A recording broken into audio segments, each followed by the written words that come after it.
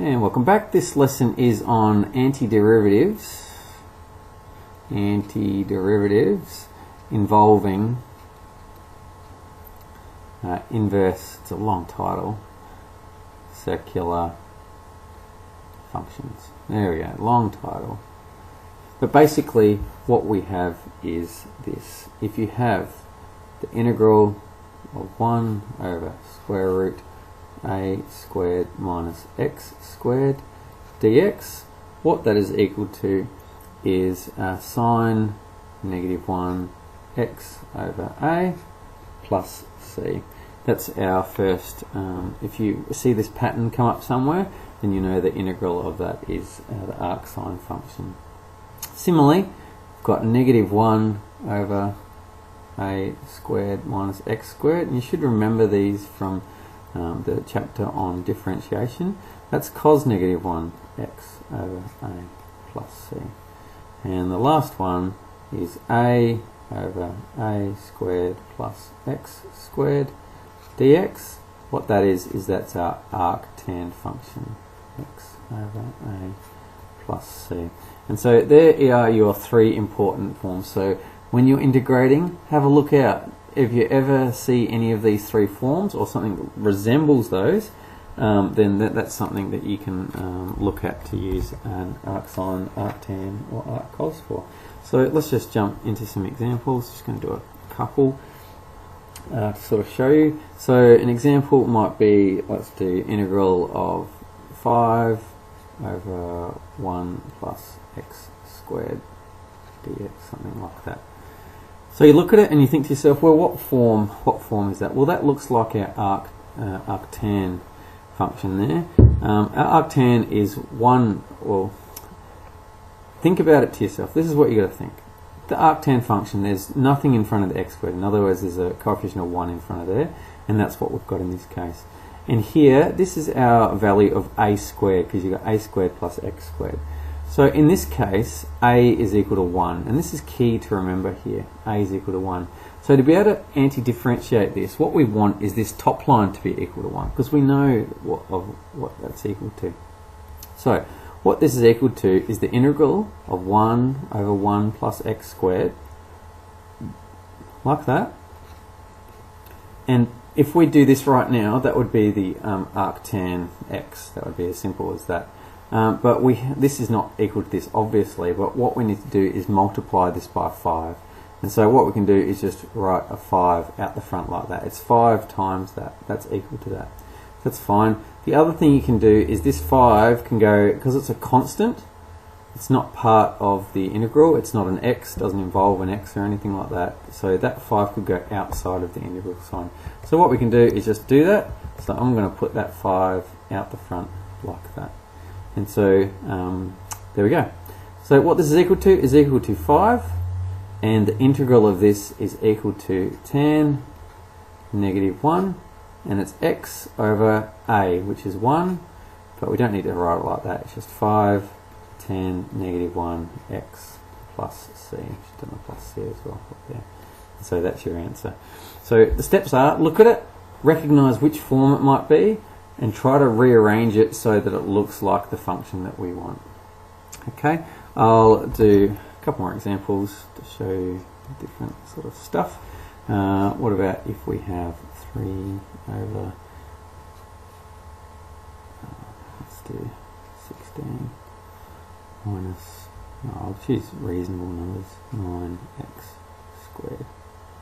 Okay, something like this. What's this equal to? Alright, so firstly, it's not tan because there's a square root down the bottom. It's not arctan. So it's either usually tan or sine, because we don't really use that much. But in this case we want sine. And just a little reminder what sine looks like. It's this. It's 1 over a squared minus x squared. That's what we want it to look like. Okay, I'll just leave that there as a little reminder. So at the moment there's a number of problems. Firstly, the top line is 3, not 1. But we can take that 3 out the front, that's not too bad. Also here there's a 9 in front of the x squared, and we don't want anything in front of the x squared to make it look like that. So what we need to do first off the bat is to factorize that out, to try and get that number out of there. So what I'm going to do is take 9 as a common factor out of there. So if I take 9 out of there, I get 16/9 minus x squared. Perfect, so that's good. Oh, this is going to turn out well. That was just a fluke, believe you me. Dx. Okay, so I've just taken 9 out as a factor. Now when that 9 comes outside of the square root sign, what happens? Well, when that 9 comes out the front, you'll get, that'll become a 3, and inside the square root sign we'll have 16 over 9 minus x squared dx. Now, it was just luck, believe you me, I didn't want it to be an easy one, but they'll cancel out and you'll just left be 1 on the top line.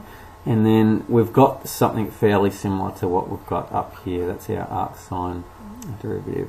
So here, what is a equal to? Well, a will be the square root of 16/9. So a will be the square root of 16/9, which is 4/3. So that's our value of a in this case. So let's make the substitution. We've got a 1 on the top line. That turned out very well.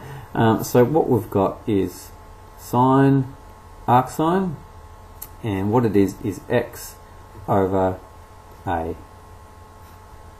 That's as simple as it gets, plus c, and I'll just fix that up. That's arc sine of 3x over 4 plus c. There's your answer. Okay.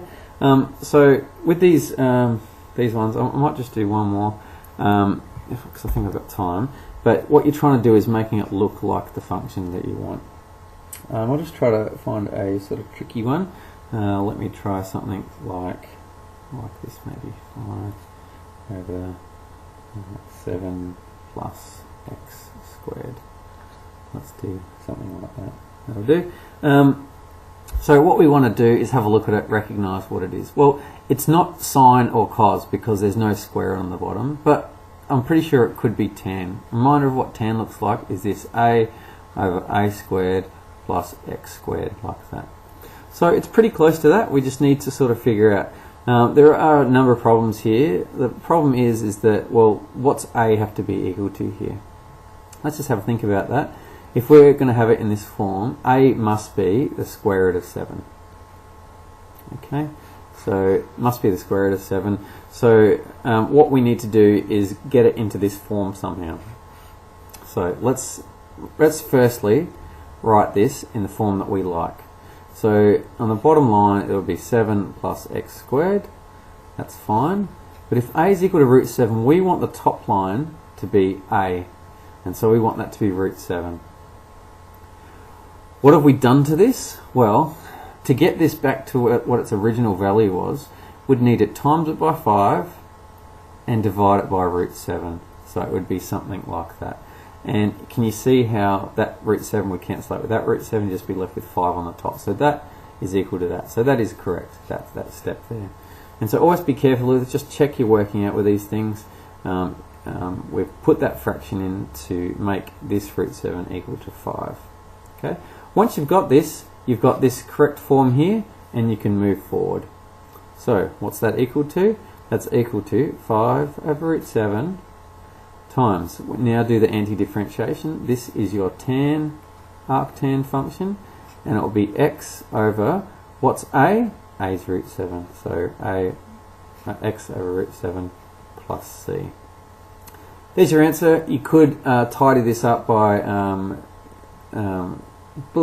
rationalising the denominators here. Not overly important till you get to the end of a question. You won't get penalised for that in the exam. If you like to do it to neaten things up, that's fine, but no need to. That's inverse circular functions to help you integrate. Enjoy.